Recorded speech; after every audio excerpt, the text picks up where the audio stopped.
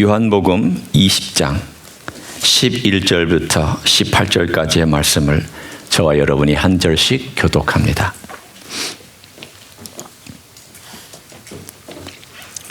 마리아는 무덤 밖에 서서 울고 있더니 울면서 구부려 무덤 안을 들여다보니 흰옷 입은 두 천사가 예수의 시체 누였던 곳에 하나는 머리편에 하나는 발편에 앉았더라. 천사들이 이르되 여자여 어찌하여 우느냐? 이르되 사람들이 내 주님을 옮겨다가 어디 두었는지 내가 알지 못함이니이다. 이 말을 하고 뒤로 돌이켜 예수께서 서 계신 것을 보았으나 예수이신 줄은 알지 못하더라. 예수께서 이르시되 여자여 어찌하여 울며 누구를 찾느냐 하시니 마리아는 그가 동산지기인 줄 알고 이르되 주여 당신이 옮겼거든 어디 두었는지 내게 이르소서 그리하면 내가 가져가리이다. 예수께서 마리아야 하시거늘 마리아가 돌이켜 히브리 말로 라보니 하니 이는 선생님이라는 말이라. 예수께서 이르시되 나를 붙들지 말라. 내가 아직 아버지께로 올라가지 아니하였노라. 너는 내 형제들에게 가서 이르되 내가 내 아버지 곧 너희 아버지 내 하나님 곧 너희 하나님께로 올라간다 하라 하시니 막달라 마리아가 가서 제자들에게 내가 주를 보았다 하고 또 주께서 자기에게 이렇게 말씀하셨다 이르니라. 아멘. 한때 뮤지컬로 유명했던 지저스 크라이스트 슈퍼스타라고 하는 그게 있었습니다. 많은 사람들이 그걸 보면서 어떤 의미로는 감동을 받았다고 그렇게 얘기를 했습니다. 거기에 막달라 마리아가 나옵니다. 그런데 거기에 나오는 막달라 마리아의 모습은 관능적인 여인 혹은 혁명적인 창기로 나옵니다. 그러니까 사실은 성경에 없는 이야기입니다. 막달라 마리아에 대해서 성경에서 얘기하고 있는 내용을 가장 정확하고 단순하게 얘기하면 귀신 들렸다가 나았다. 그리고 갈릴리 지역의 막달라라고 하는 지역의 출신이다. 그것밖에 없습니다. 나머지는 다 상상력을 동원해서 뭔가 좀 센세이셔널하게 뭔가 사람들에게 어필할 수 있게 만들어낸 가짜들일 뿐입니다. 물론 교회 역사 가운데 이런 사람이 집어넣기도 하고 또 드라마를 만들었다는 사람이 저런 걸 집어넣기도 하고 또는 지저스 크라이스트 슈퍼스타 같은 데서는 또 이렇게 더 허구를 만들어낸 그런 것들일 뿐입니다. 그런데 그 사람이 이 막달라 마리아가 어떤 여인인가에 대해서 성경을 묘사할 때마다 여인들의 이름이 나올 때마다 제일 먼저 나옵니다. 여러분이 제일 먼저 나오면 뭘 생각을 하셔야 되냐면 이 여인이 굉장히 초대교회에서 중요한 위치를 차지하고 있었나 보다. 굉장히 어떤 의미로 보면 존경을 받는 여인이었나 보다 라고 생각하시면 틀림없습니다. 어떻게 해서 그렇게 되었나? 귀신 들려서 사실은 제정신이 아니었던 여인, 그리고 저 갈릴리 지역의 막달라라고 하는 지역에 살았던 사실은 촌동네입니다. 이 여인이 아니었으면 우리는 그 지역이 존재했는지 존재하지 않았는지도 모르는 그런 지역입니다. 그런데 이 여인이 나올 때마다 막달라 마리아와 여인들 혹은 막달라 마리아와 누구 이렇게 나오는 이 첫 번째 이름의 주인공이 됐다라고 하는 사실이 뭘 의미하고 우리에게는 어떤 도전을 주는지 오늘 이 이야기와 성경의 이야기를 통해서 함께 나눠보려고 합니다. 성경에 보면은 예수님을 따르던 여인들이 많이 있었습니다. 거기에 보면 갈릴리로부터 예수님을 따르던 많은 여인들이란 표현을 우리가 볼 수 있는데 복음서에 나오는 그대로 구절을 따면 그렇습니다. 많은 여인들, 얼마나 많아야 많다라고 얘기할 수 있는지는 모르겠습니다. 그러나 적어도 10손가락 정도는 넘어간다는 뜻입니다. 많다. 그 말은 여러분이 그냥 상상하시는 대로 그냥 많은 여인들이었습니다. 어떻게 해서 여인들이 예수님을 따라다닐 수 있었을까? 여러분은 조선시대를 생각하시면 안 됩니다. 아니, 우리는 여인들이 어떻게 남편의 허락도 안 받고 또는 집에 있는 식구들도 안 돌보면서 어떻게 따라다닐 수 있었을까? 조선시대의 개념으로 생각하면 절대 이해가 안 되는 개념입니다. 그 시대의 여성들이 남성들보다 어떤 지위는 낮았을지 몰라도 우리가 생각하는 조선시대보다는 월등히 자유로웠던 시대였습니다.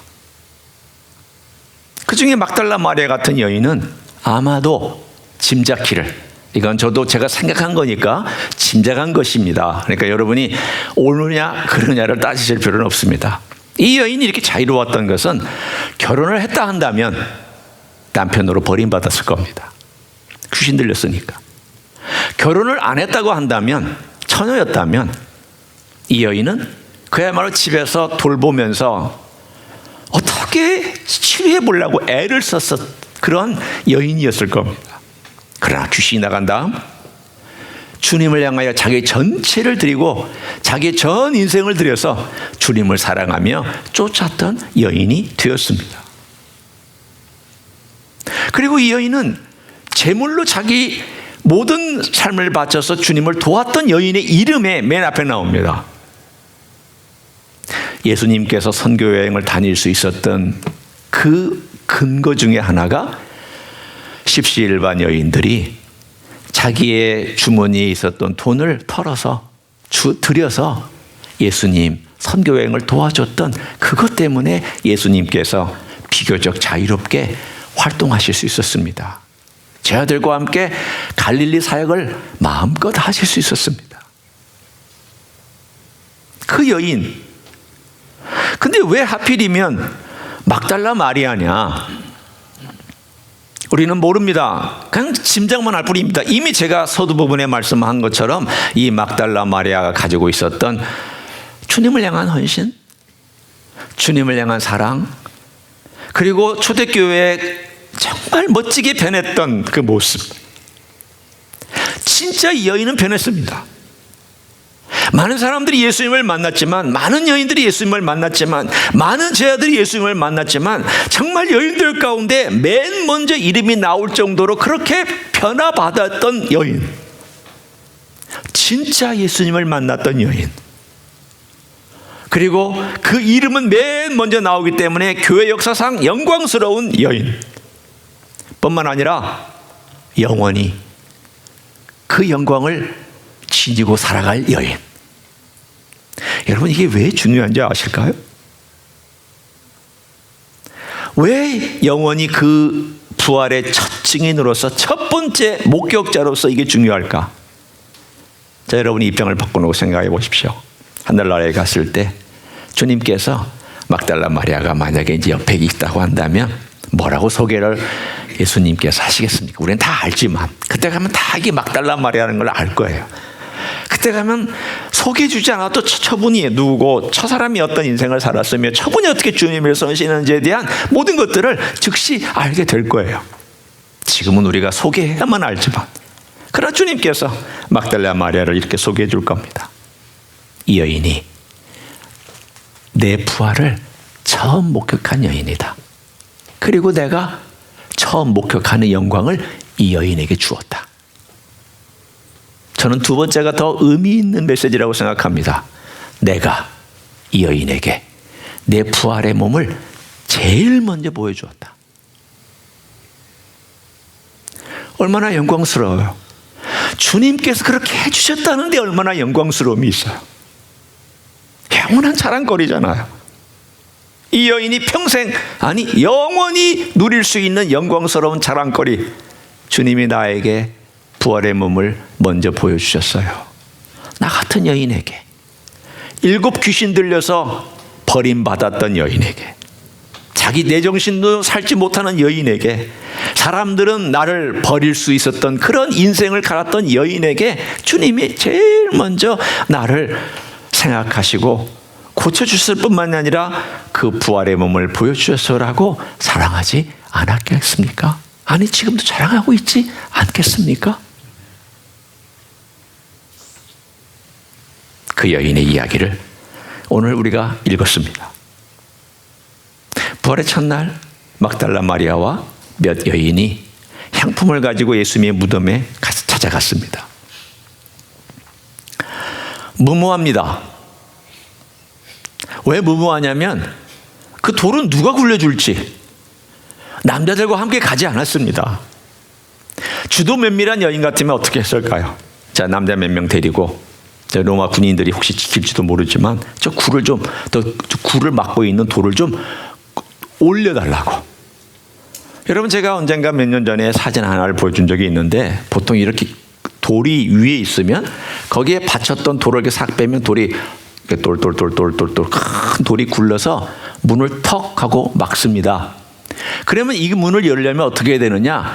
장정한 서너 명이 온갖 힘을 동원해서 다시 거꾸로 이렇게 경사진 곳을 올라가게끔 만든 다음에 돌을 괴어놔야 됩니다.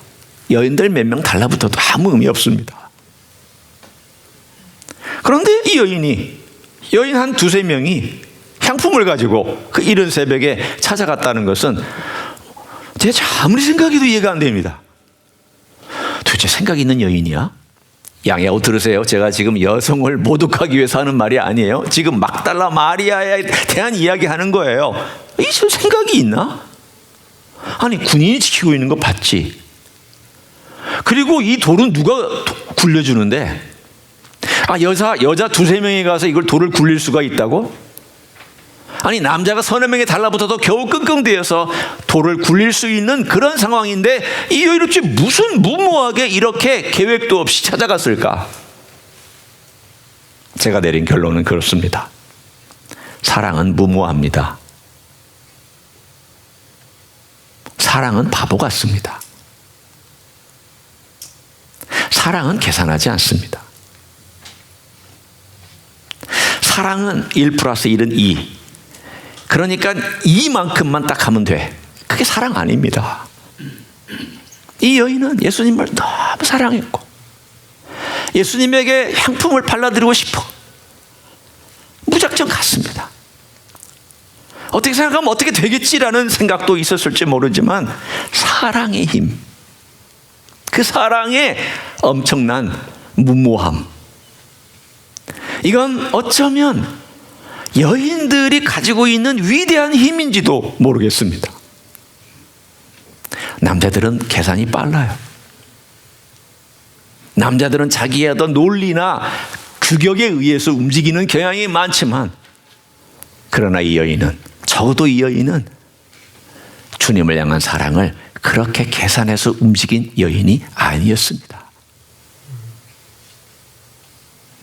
저는 예수님이 왜 이 여인을 선택해서 자신의 부활의 몸을 처음 보여주셨을까 생각하면 이것이 아니었을까? 이런 사랑을 가진 여인에 향한 주님의 선물, 주님께서 주신 보답. 네가 그렇게 나를 사랑하는구나. 네가 그렇게 나를 찾는구나. 네가 그렇게 나를 극진히 여기는구나. 내가 너에게 첫 번째 증인이 되는, 목격자가 되는 영광을 주지 아니하고 누구에게 주겠느냐. 그래서 주님께서 나타나셨습니다.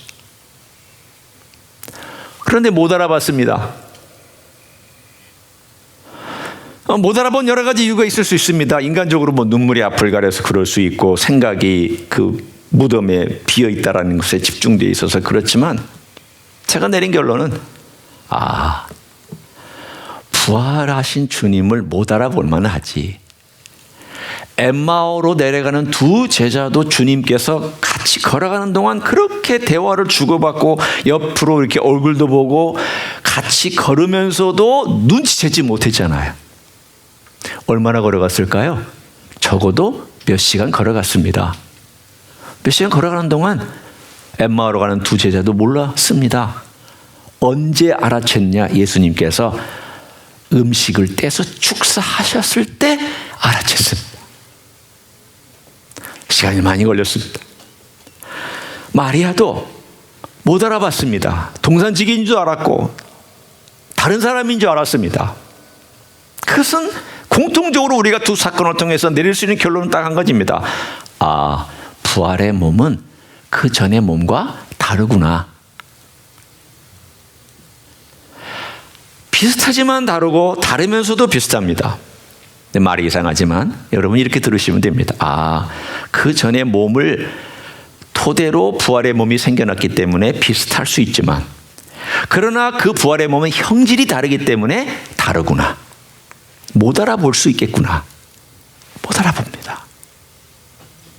이 여인이 못 알아봤을 때 주님께서 익숙한 한마디로 그 여인에게 마리아, 우리말로는 마리아야 이렇게 되어 있지만, 만약에 이 원래 그대로 아람어를 표현했다면 미리암 그랬었을 거예요. 혹은 마리암, 미리암, 원래 불렀던 이름. 그러니까 늘 불렀던 그 익숙한 이름을 미리암 이라고 부르자 갑자기 이 이름을 부르는 분은 딱 한 분인데 라는 생각이 딱 떠올라보자 주님, 라온이라고, 여기 보면은 라본이라고, 랍비보다 더 높고 라온이보다 더 높고 라본이라고 하는 가장 최상급의 스승에 대해 붙이는 그 이름을 붙이면서 그 주님을 알아차렸습니다. 놀라운 것이 있습니다. 그건 뭐냐면 막달라 마리아는 예수님의 못 박힌 손 안 봤습니다. 옆구리 안 만졌습니다. 보지도 않았습니다. 그런데도 알아차렸습니다. 저는 이런 걸 볼 때마다 성경에 그 여인들이 참 민감하게 하나님께 반응하고 이렇게 하는 걸 볼 때마다 어떨 때는 부러울 때가 있습니다. 이게 뭘까? 이게 뭘까? 이 여인이 가지고 있는 아주 뛰어난 감성 때문일까? 아니면 이 막달라 마리아가 가지고 있었던 정말 뛰어난 영성 때문일까? 아니면 이 여인이 정말 주님을 그렇게 극진하게 사랑했던 사랑 때문일까? 제가 생각할 때는 이 세 가지가 다인 것 같은데, 이 여인이 가지고 있었던 사랑의 고백과 주님을 알아채는 것은 다른 증거가 필요 없었습니다. 여러분, 부활을 이렇게 믿는 사람들이 있더라고요. 우리 가운데 부활을 이렇게 받아들이고 믿는 사람이 있다면 감사하셔야 됩니다. 그 복받은 분들입니다. 부활 열심히 설명 안 해도 저는 부활이 믿어지는데요. 그게 뭐가 어려워요? 나는 그 부활 때문에 정말 감사하고 그 부활이 내 삶에 힘을 주고 주님이 부활했다는 것이 너무 놀랍게 느껴지는데 그걸 못 믿는 게 이상하죠 라고 말하는 분들은 정말 축복받은 분들이에요. 귀한 분들이에요. 그분들은 정말 감사하셔야 돼요. 그런데 그렇게 못 믿는 분들이 있습니다. 남자들입니다. 여기 있는 남자분들이 아니고 제자들을 내가 얘기하는 것입니다. 이 제자들은 첫 번째 목격자인 이 막달라 마리아가 가서 증언했는데 믿었습니까? 안 믿었습니까? 안 믿었어요. 설마 그럴 리가 없지. 주님께서 뭐라고 가르치셨는데요? 내가 3일 만에 부활한다. 내가 대제사장들과 그리고 종교 지도자들에게 핍박받고 죽임당하고 3일 만에 부활한다라고 가이사랴 빌립보를 떠나서 예루살렘에 오실 때까지 계속 가르치셨어요.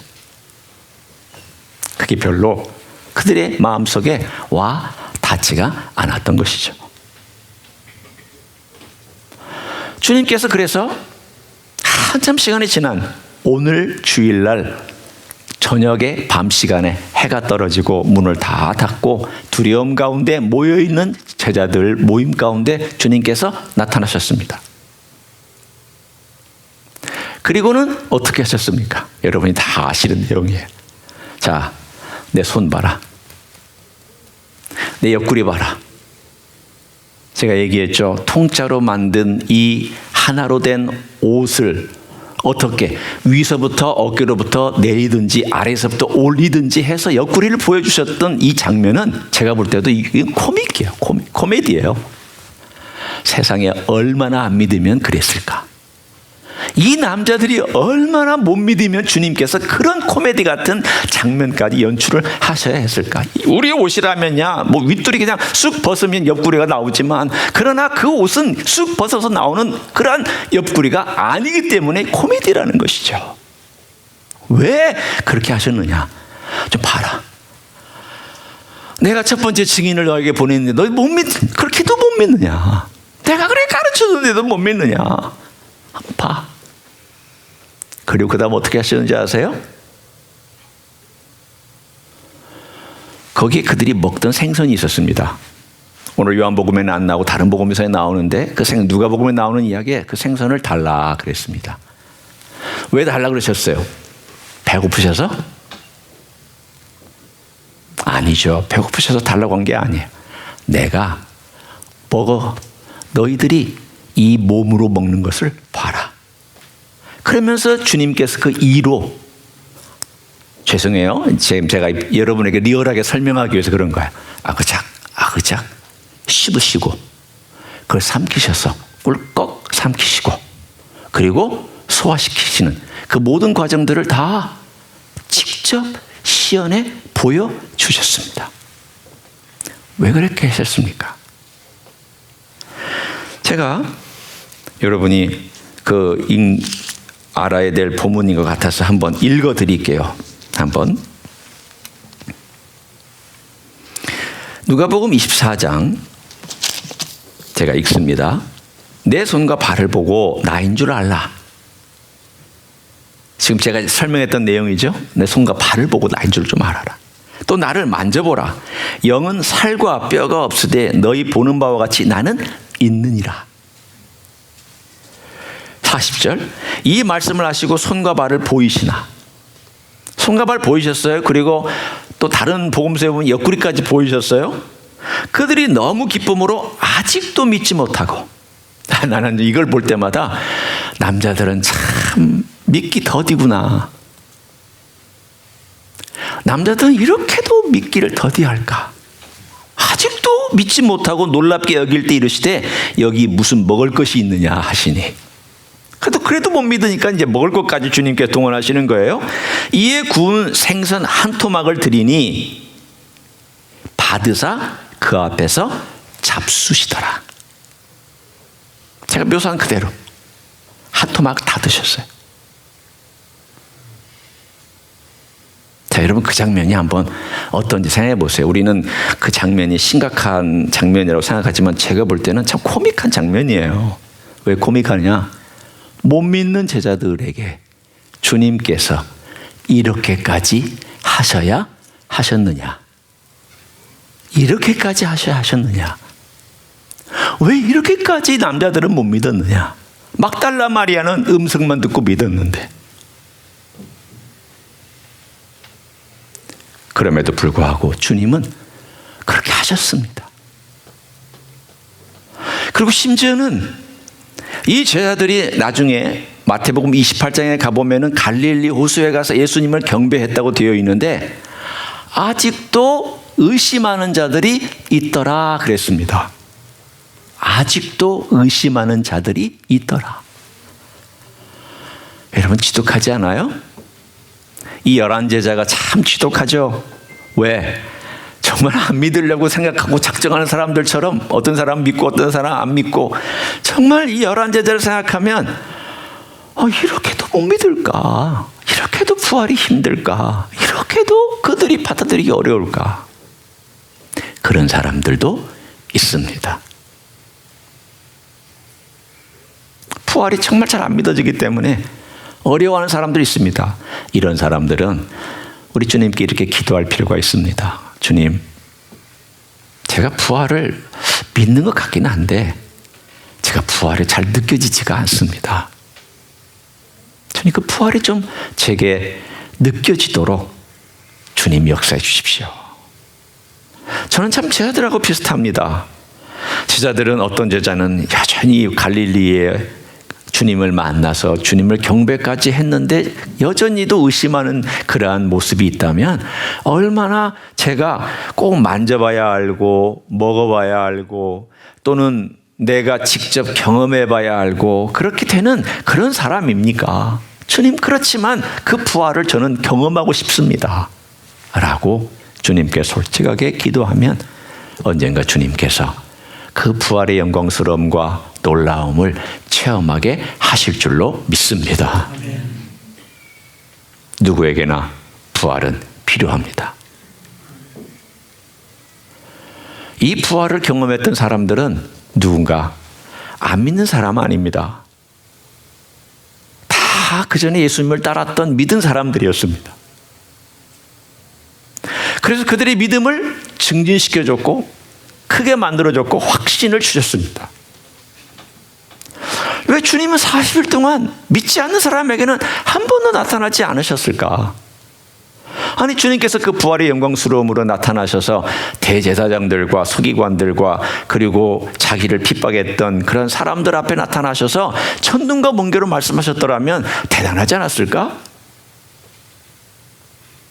조금 더 확장해서 주님께서 모든 세상 사람들 앞에 나타나셔서 성전 꼭대기에서 말씀하셨더라면 사람들이 그를 믿지 않았을까? 예수님을 못 박았던 사람들의 그 군인들의 손을 주님께서 무언가로 마르게 하셨거나 무언가로 하나님의 능력을 보셨더라면 그들이 떨지 않았을까? 근데 왜 주님은 그렇게 하시지 않았었을까? 그렇게 해서 믿는 믿음은 진짜가 아닌 것을 아셨기 때문입니다. 그렇게 믿는 것은 진짜 믿음이 아닙니다. 주님은 그전에 주님을 따랐던 자들에게 40일 동안 나타나셔서 우리가 다 기록한 것 외에 또 다른 많은 기록들이 있겠지만 그들의 믿음을 확신시켜 주셨고 부활의 주님이 누군가를 알려주셨고 의심하는 자들의 회의를 없애주셨고 불안해하는 자들의 불안을 평안으로 바꿔주셨고 두려워하는 자들의 두려움을 굳건한 용기로 바꿔주셨고 떠는 자들로 떨지 않게 만들어주셨고 주님의 부활은 그 40일 동안 그야말로 유약한 자들과 연약한 자들을 변화시키는 놀라운 역사로 주님께서 변화시켜 주셨습니다. 부활은 변화의 힘입니다. 부활을 경험하지 못하면 우리는 변화받지 못합니다. 사도 바울이 고백하기를 내 안에 사시는 건 내가 나를 위해 사는 것이 아니라 이제는 그리스도를 위해 사시는 것이라고. 그리고 내 안에 사시는 그리스도를 고백할 때에 그 고백의 주님은 부활의 주님이지 십자가에 못 박힌 주님 아닙니다. 십자가에 못 박히고 부활하신 주님입니다. 그분이 내 안에 살기 때문에 그분이 내 안에 삶으로 인해서 내가 그분을 만나면 변화받게 되어 있습니다. 이 변화를 우리가 구하기 전에 먼저 우리가 구해야 될 것이 있다면 부활의 주님을 만나게 해달라고. 그 부활의 주님이 내 가슴 속에 머물기를 원한다고. 그 부활의 생명이 주님으로부터 나오는 생명이 내 삶을 충족시키고 가득 채워달라고. 그 기도가 먼저 있어야 될 줄 믿습니다. 변화는 부활의 주님이 해주시는 것입니다. 능력도 부활의 주님이 주시는 것입니다. 소망도 부활의 주님이 주시는 선물입니다. 막달라 마리아가 귀신 들린 여인에서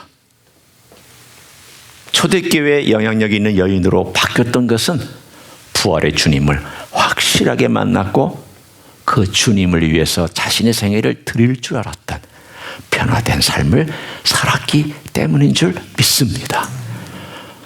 오늘 이 아침 여러분 축복합니다. 그런 주님을 우리가 만나고 섬기며 살아가고 있기 때문에 매일매일 삶 가운데서 그 부활의 주님이 여러분 생애에 큰 힘으로, 큰 소망으로, 큰 능력으로, 그리고 여러분의 삶을 생동감 있게 만드는 생명력으로 그렇게 역사하실 줄 믿습니다. 그런 아침 되시기를 예수님의 이름으로 간절히 축원합니다. 기도하겠습니다.